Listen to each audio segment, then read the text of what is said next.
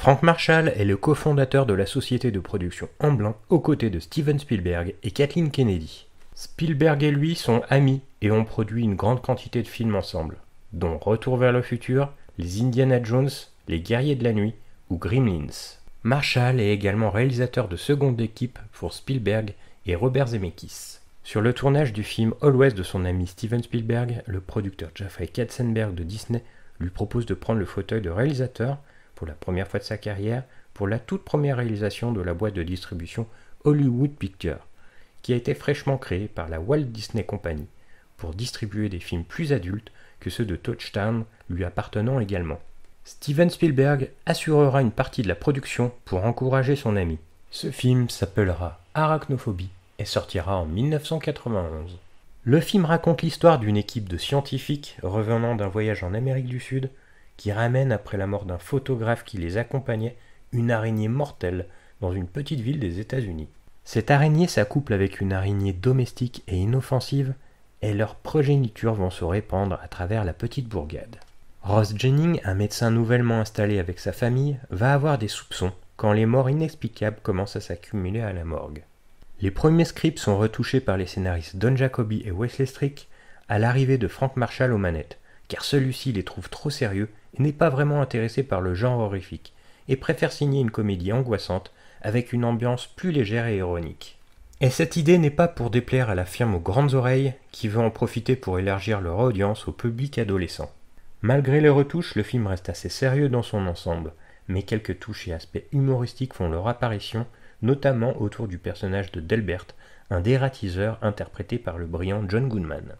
Ce personnage ayant une partition musicale rien qu'à lui. Même si son personnage est très caricatural, ses apparitions sont plutôt les bienvenues pour désamorcer la tension palpable du reste du long métrage.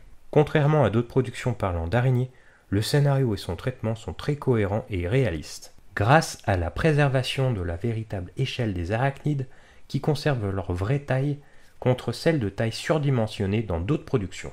Les effets spéciaux sont sans numérique et demeurent de très bonne facture encore de nos jours.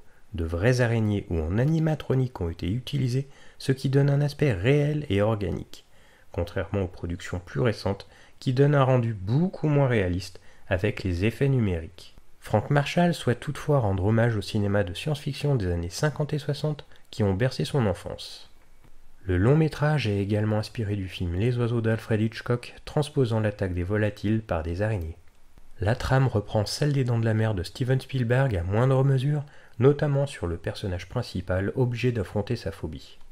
Dans l'un, un shérif aquaphobe obligé d'affronter un requin en milieu aquatique, et dans l'autre, un médecin arachnophobe obligé d'être en présence et d'affronter des araignées pour défendre son village et sa famille. Les deux personnages devront faire leurs preuves et convaincre les habitants et leurs responsables d'une menace dans la petite ville. Et le personnage de scientifique interprété par Julian Sand, également inspiré de celui de Hooper des Dents de la Mer, joué par Richard Dreyfuss, et plus tard celui de Sam Neill dans Jurassic Park, toujours réalisé par Steven Spielberg.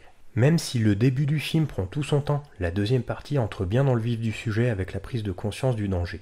Et le dernier acte est un pur moment de tension jubilatoire avec l'accumulation d'araignées qui se propagent de partout et accumulant les victimes, sans rentrer dans la surenchère grotesque.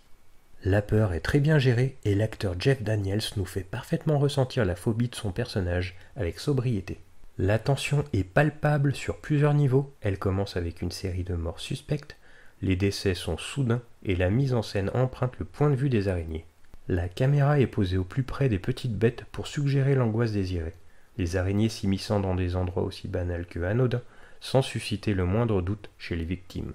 Le film est à déconseiller aux arachnophobes, car son côté réaliste suscite totalement l'angoisse. La scène finale est très efficace et est présentée comme un affrontement en pleine guerre des tranchées. La caméra accentue l'effet de tension et les moments de bravoure du personnage principal. Le réalisateur gère très intelligemment ce décor très étroit, grâce à des jeux de lumière et au placement de caméra et de ses effets. Cette scène a nécessité 2 semaines de tournage. Pour les besoins du tournage et de certaines séquences, 300 araignées ont été utilisées et guidées par des entomologistes. La reine a été surnommée Big Bob par les techniciens du film. Même si la partition musicale de Trevor Jones accompagne bien les scènes du film et est plutôt correcte et convaincante, elle ne restera pas gravée dans les mémoires, contrairement à d'autres productions du genre.